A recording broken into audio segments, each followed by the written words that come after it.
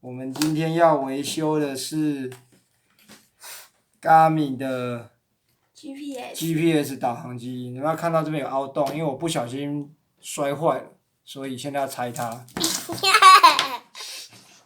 你这样子笑，等一下声音。拆卸也没有很困难，就找到合适的螺丝头，然后我们配合精密起的螺丝来做拆卸。Garmin 的各个机种大致上构造都一样，只有4个螺丝。你不要弄。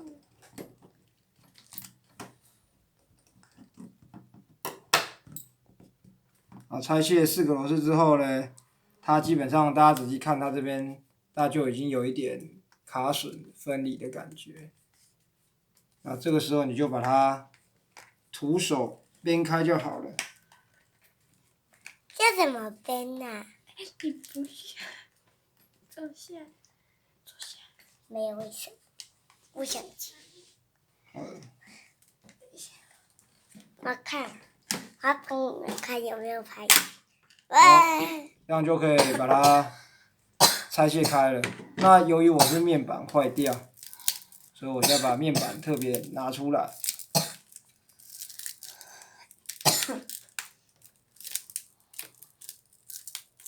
等一下看看有没有。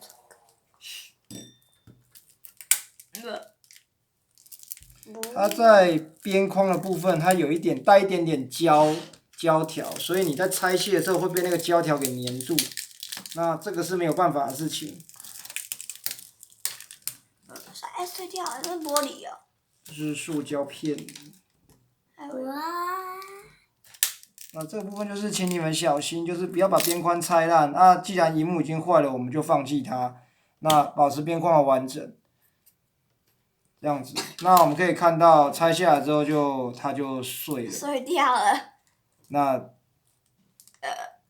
目前萤幕的部分在淘宝上面可以买到整个萤幕的总成，那价格不会很贵。那这个拆下来有点玻璃感，所以你们要小心，千万不要被玻璃弄到。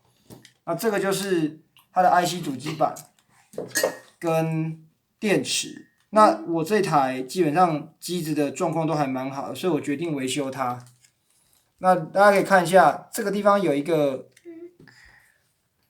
排线的端子，就是之后要来插萤幕用的。